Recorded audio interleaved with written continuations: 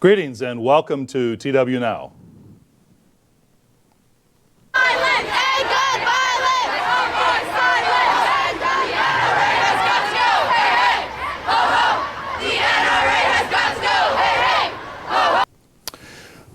On February 14th, a former student walked into Marjory Stoneman Douglas High School in Parkland, Florida. And within minutes, 17 people lay dead and 17 more were wounded. It was one of the world's deadliest school massacres here just this past February. And over the following days, young people marched on Washington, politicians wrangled over what law to pass to fix the program, and our nation grieved with the families. Tomorrow, on the anniversary of the 1999 Columbine High School massacre in Colorado, around the country, students of about 2,500 schools will walk out of school demanding that lawmakers take action. What have we really done about school shootings? And what can we do about it? Why are kids shooting kids? My name is Jonathan McNair. Glad to be with you on TWNow. I'd like to welcome our guests as we wrestle with this question and hopefully can provide some insight into the answers on our program today. First of all, welcome Mr. Weston, a regular telecast presenter. Well, glad to have you with us here today. Thank you. Also, Mr. Wallace Smith, welcome as well. And Mr. Smith is a regular presenter on our telecast, and so we're glad to have you both with us here today. It's good to be here. Well, I'd like to begin by simply asking the question, how does it strike you when you hear about something like this? Mr. Smith, you're a father of boys. Mr. Weston, you work with young people for many years. What goes through your mind when you hear about this? Oh, wow. Try to be brief. One, certainly sympathy for the people involved. I can't even fathom, and you try, but I can't fathom to be a parent who's heard something like this is going on at my school in terms of, can I get there fast enough? What's going on? So desperate for information. So I know I get filled with a lot of that, thinking, what if that were my children there? But I have to admit, there's the other side too. I look at my children and I think, here was a relative youth, someone who's 19. I have one who's 20, one who's 18, and then 16 and 14. And then I think, what am I doing? You know, what happened in that young man's life to bring him to that point, since I'm trying to rear 4 of my own. So it's a lot of emotions. There's a lot. Mr. Weston, what do you think? Well, you know, I think we all we grieve when we hear things like this. How can anybody do anything but grieve? They may not be our children, but they are children. And I think of the coach that gave his life from all the reports. Here was someone, they weren't his children, but he stepped in front to try to save them. And I think that's the natural response that all of us as adults have. I don't have children, as Mr. Wallace does, or Mr. McNair, but I worked at summer camp for 25, 26 years, and I know that it weighs heavy on you, the responsibility of taking care of some of these children. And I know as a counselor over many years' time as a minister that there's nothing that hurts a person more than losing a child. It's something that I guess only a parent could really fully understand. With that in mind, I'd like to just step back for a second as before we get into some of the wrestling with causes and all of that. Walk the clock back a little bit. It was where we are today. It just seems so unfamiliar to us as a culture. Think about this. Growing up as a young boy, young man, is this something that you would have even thought of? I mean, how would you compare your own lives in terms of the going to school and expectations versus Right. what we have today? Well, I can say I enjoy being the young person here at the table today. But I know, at least growing up as a child of the 80s, the 70s and the 80s, it never even crossed my mind that I might be going to school in a dangerous situation. I mean, there was concerns about bullying, right? There's a chance to get picked on by another kid, but I never thought about the possibility of that something tragic might truly happen. Now, I know as I got older, and then you had Columbine and circumstances, then I began teaching high school, And I noticed it was only at that point that I really did start to worry about those things. But it wasn't a concern for me. The possibility didn't even enter my mind. And obviously that's different because, again, to remind our audience of the comparison, today we have tomorrow rather, we'll have thousands of kids who will walk out of school protesting the fact that they have to be in fear of somebody coming into the school and shooting everybody. Right, something that wasn't on my mind is going to be on all of their minds, that mass of people. So this is a made-up memory lane walk. This is a reality we're talking about. Mr. Weston, what would you say? Well, the way the world has changed over the years, we used to always have knives with us at school. I say knives, one knife, everybody did. We played knife games like Mumbledy-Peg and Stretch. And that's something that probably Mr. Wallace has never even heard of. Mumbledy-Peg? No, I've never heard of Mumbledy-Peg. We used to do that as kids, okay. Yeah. But the world has dramatically changed. And, you know, when you see these marches that are going on out here, this may not be politically correct to say, but I know from being a young person, a lot of this stuff is stirred up for political motivation. And we had to walk out because we were in the 60s, and we had to walk out because other schools were having walkouts. And thankfully, our principal let us know right away that if we didn't get back into class, that we were going to be expelled or flunked for the day or something. Right. So it also makes me a little bit upset that people are being exploited this way. Now, I'm not saying that there aren't people in those marches that feel very sincerely about that. They believe that's the cause and that's the solution to it. But also, there's a lot of manipulation that's going on here. Well, I think you're right in that if you're a school and your students aren't walking out, and then all the schools around you are walking out, the idea, because there are some that are passionately motivated by this, how can you not experience something like this and not think the world has to change? Something has to be different than what we're currently experiencing. But at the same time, the idea that, well, all these schools are going out, should we go out as well, that every single one of these teenagers marching is passionately invested, that's not the case. There's certainly some sincerity, but there is a manufactured element to this as well. So with a recognition that there are some who really want things to change, and there are some who perhaps are part of the a movement and all of that, but still recognizing that we are in a world where this is a fear. Okay, right, it is. Granted, I mean, I think we can acknowledge this by the fact that as parents we would think twice about sending our kids to school because of the concern of them being shot by somebody walking in. So the big question is then why? What is the real reason that kids shoot kids at school? Some of the proposals are, well, there's simply too many guns. We don't have the right laws. What is the real cause, and what are we missing as a culture? Well, I think that we don't want to get into the gun, no gun debate because I think that we probably fit someplace in the middle there. The Constitution of the United States is not the law of God. And the Second Amendment has its place, a historical place. But to say that guns are the cause of the problem, how do we explain what's happening in London right now? London, England, has a higher murder rate than New York City. Right. Not with guns, but with knives. And so we take away all the knives. Now that's a proposal they're going to do there. What about those people that kill people with automobiles? That's happening in Europe. It's happening here in the United States. There's a deeper cause than the actual instrument itself.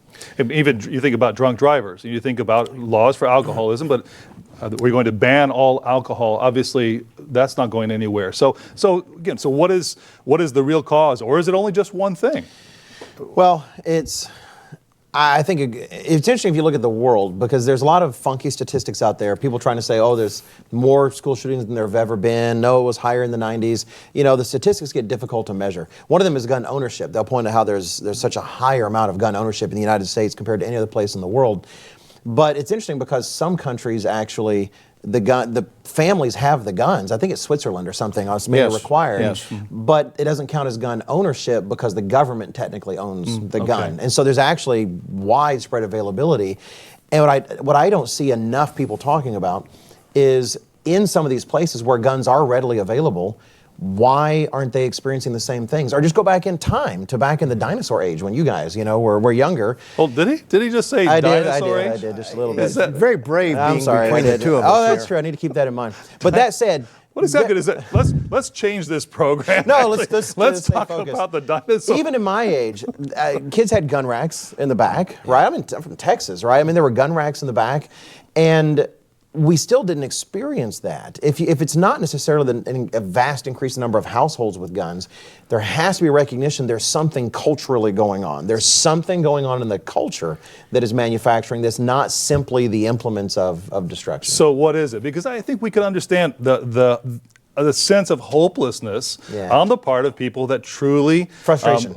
frustration that truly see this for the horrid problem it is, but are they missing the boat? Are they missing the picture? What are the real causes, Mr. West? Well, I think if we really go back a ways to the time of Charles Darwin, he said we can have a world without God. In other words, we don't need God in the picture.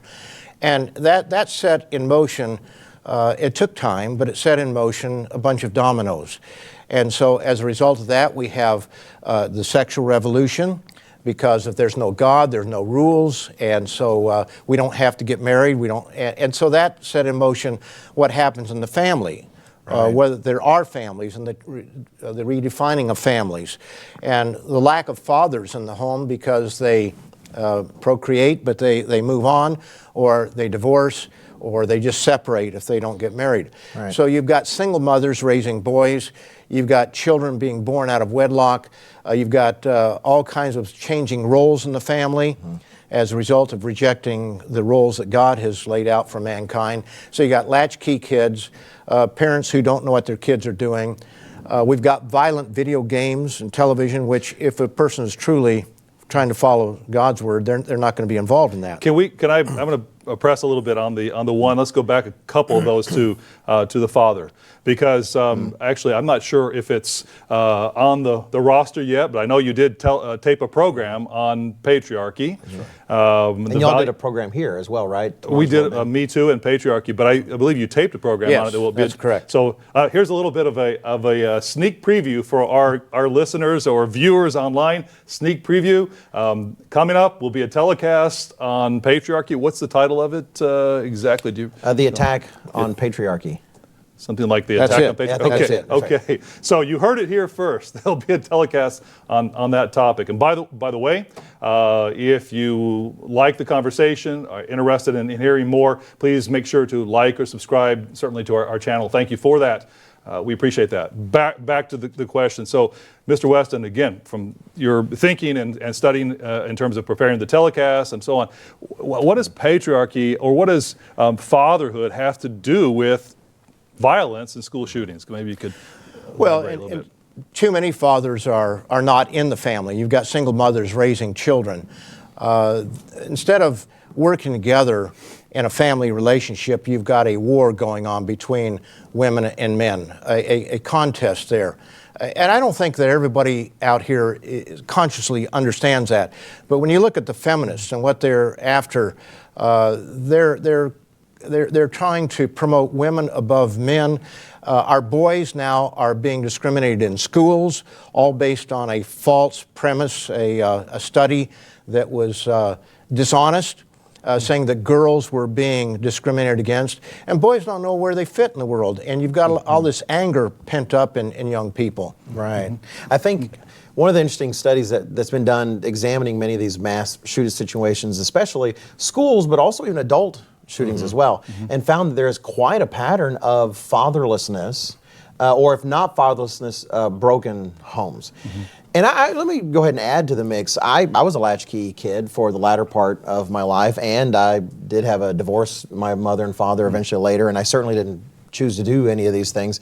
It was later in my life, but we're not talking about, and I hope none of our viewers would think that, well, yeah, if you're in a difficult circumstance and you're a single mom, then somehow your child is destined, to head in that direction. But to recognize there is something missing that really is a part of the best design.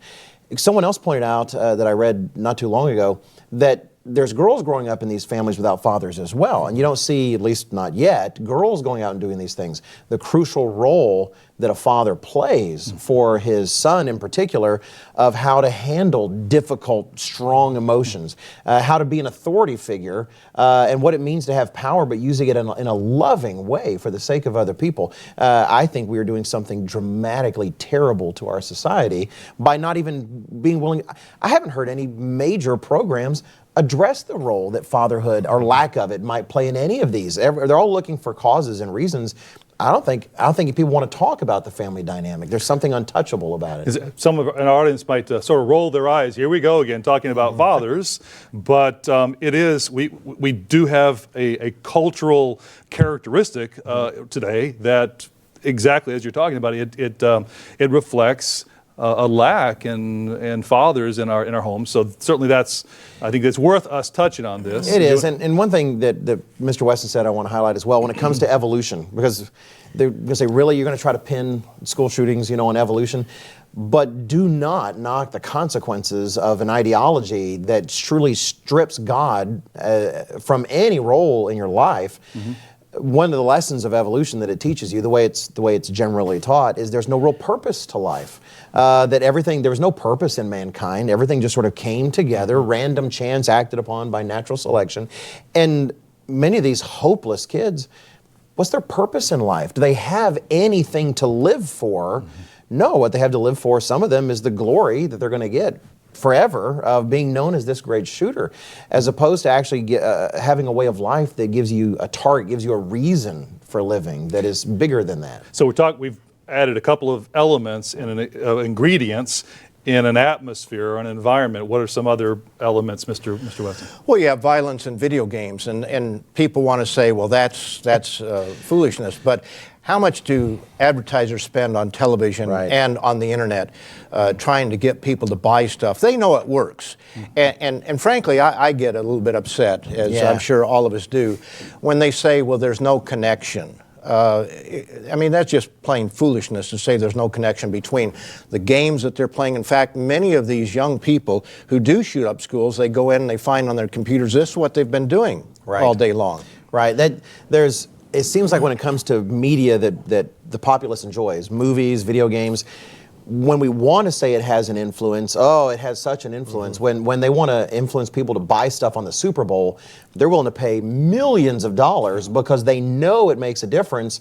But we want to make excuses for games like Grand Theft Auto, where you're rewarded for beating up prostitutes after spending time with them and then stealing their money. That doesn't have any impact at all. That's just nonsense. Nowadays with games, used to be the Wii, but this sort of virtual reality motion sort of capture environment is now at the point where you're acting out the things. I remember, I think it was the early 2000s, there was a game where you're essentially playing someone. I didn't play it, but you have to go through an insane asylum, and to get out, you have to keep murdering all these people. And it was a Wii, it was an older system, but you're actually acting out the actions. You're moving your hand like you're stabbing the person or you're choking the person while you're watching photorealistic depictions of it on the screen. What kind of level of insane do you have to be to think that's not going to affect at least your culture, if not the individuals? That doesn't make any sense to me. It's frustrating. So, again, to remind our audience, I think we're talking about multiple elements. Right. And this is where it seems like, those who would try to attribute some of these characteristics to being the cause, then there's a big debate about it. But what we're talking about is multiple elements that create an atmosphere, right? What are anything else, Mr. Weston? Well, the desensitizing toward life itself, abortion, killing 50 million babies in this country alone. Then we have assisted suicide. And so the value of life is desensitized. It's all of these things put together. And I think that's why so often people want to go out and lobby against guns, as an example. And again, I don't think that we necessarily would support everybody running around with an AK, 15, whatever. But at the same time, what we're talking about are difficult things to solve in our society. Right. It's taking the hard road, but it is the only road that's going to solve it, because you take all the guns away, then the knives. Take the knives away, and they'll find some other. When you've got somebody that's deranged, they'll find a way Right. And you know, when you look at Columbine, you have to wonder, it wasn't just that they shot a lot of people, but in the presentation we had from the police department yesterday, they pointed out that they had propane tank bombs that would have gone off, except that the clocks that they were using for them, they had them all set to destroy the school. They had plastic parts instead the of hammers metal. were plastic instead of metal, so it did make a connection. I haven't really thought about that before, but if those two young men had not had guns, that was actually the latter part. They were planning on killing so many people quite before that. Are we going to ban propane tanks? You know, Yes. what do you have to do? I think you're exactly right. These are such difficult things for society to address, and all we're doing is slapping away at symptoms and such. We're not addressing. One of the questions that came up from our audience, and thank you for those who have put questions in, but the question was this: cannot this behavior simply be attributed to mental illness? Or is there mental illness, or is there something else? Are there spiritual components? I mean, what would you say to that if you were challenged on that point? Well, I think when a person gives himself over to anger to a certain point, I think there is a spiritual element that could take over in there. But how do you define insanity or a mental illness? Somebody kills everybody and the defense is mental illness. Well, of course they're mentally ill, otherwise they wouldn't do it. But a lot of times it's just a person has lost value, lost any sense of value, any sense of care and concern. Right. They've lost love. And mental illness is getting more and more difficult to talk about in society because they keep changing the definition based upon what's socially acceptable. I think we can all agree that mass murder is not socially acceptable, and so hopefully that'll always fall on the side of mentally ill. But a good example, don't need to go in that direction, but pedophilia generally has been considered a mental illness, being drawn in that direction. But those books are being redefined where, well, it's okay to have those draws as long as you don't act on them in an illegal way or you're not troubled by them. So mental illness, it's easy to kind of write all this off as mental illness, but the fact is certain practices in life, not just damage to your brain or mind, there are practices like the ones we're talking about, engaging in these kinds of games. Even Governor Bevin of Kentucky brought up I think it was the American Enterprise Institute in a talk at a dinner, a variety of things in which we have demonstrated in our culture that we are devaluing life. And he mentioned pornography as an example. And then, well, how would you connect pornography to a mass shooting? I'm not saying look at pornography, but if you consider pornography, there is a mass devaluing of the life, of respecting the life of a human being, the dignity of another human being. There's a culture in which we're just totally watering down the concept of dignity for life in the human being, and all has an effect. and authority. And authority. Because in the family, when you devalue the authority of the parents, especially the father, that continues right down to every authority figure in a person's life. And look at the war, really, that we have against our police. Now, we know that they do some things wrong. They're always those rogue individuals. But I would hate to be a police officer today in our environment that we have, especially a year or so ago, when everybody's down on you. You're supposed to solve the problems out there, and everybody's looking at you as the bad guy. Let me jump to a little more positive view here. We have beat up, so to speak, on some of the negatives here and the causes. And I think we've touched on a few very important causes. Let's look at the positive then. So what should we do? Let's say as parents or as leaders who have an influence on young people, other people. What should we be doing, teaching, saying? Any thoughts? Well, I'll throw one out without picking on which one of my children I'm talking about. Having four, it's amazing how you have so many different personalities from just two people, rearing them in the same house. But one of them in particular, when he was very young, and I'm grateful for my wife's willingness to stay home and do the harder work of being at home instead of the job she had, before we had children. And we noticed that he would really struggle with self-control. I don't mean just in terms of doing bad things, but anger issues. He would get so angry, and it was such a challenge for him. And there was a frequent time that I would spend with him after those moments and stuff and say, you have to understand, like there's a biblical admonition that a man who has no self-control is like a city where the walls have fallen down. You are just open to all these influences and ideas, and you are going to have to master that in your life, and we're going to do whatever it takes to help you. And you'd see him grow up, and I'd be so proud. I'd get tears in my eyes when you'd see one of those situations where he's getting upset, but you'd see him working on that and trying to think about it differently. And now he's just, calm, cool, and collected. And there has to be an involvement to teach. You have a responsibility to yourself and to others to rein in things and not give over control to certain emotions, I think. It's worth the time It is and worth effort the time to to teach invest. the good principles. Mr. Weston, you work with young people. Yeah. Good principles, godly principles that work for young people. Well, choosing your friends carefully. And again, it gets back to parents who work with their children to expose them to the right kind of relationships. There's a proverb that says, make no friendship with an angry man, lest you learn his ways. And when you think about some of these, especially where you have two people or more, Columbine, a good example, it's clear that you have one person that's influencing the other the most. And you wonder where the parents were. They weren't there, obviously. Something was missing there to know what's going on and to work with them. But a lot of these young people are just simply angry because of the family relationship. We're not talking about gangs necessarily today, but you listen to people who have been involved in gangs, they're looking for a family. They're looking for a relationship there. Yeah. That's what's happening in London. It's mostly gang related where they're stabbing each other to death. They're looking for a family relationship. That group gives them that structured family kind of relationship. Right. So that's the first thing. We have to work on our families. We have to work on our marriages. We have to go back to the very beginning of what is the purpose of marriage, why marriage, how to have a happy marriage. Now what you're talking about in one way is laws, godly laws for functioning, right? Now, is it not ironic that what we're advocating, or what young people, in particular on these marches on Washington or walking out of school, what they're advocating is more laws, right? I mean, that's what they're talking about. Ironic, laws that would fix the problem. And yet, we have laws from God that actually create an environment that prevents this type of thing from happening. What are some other examples that you can think of as far as laws, godly laws, that actually do the trick at creating an environment, Mr. Weston? Well, even hatred.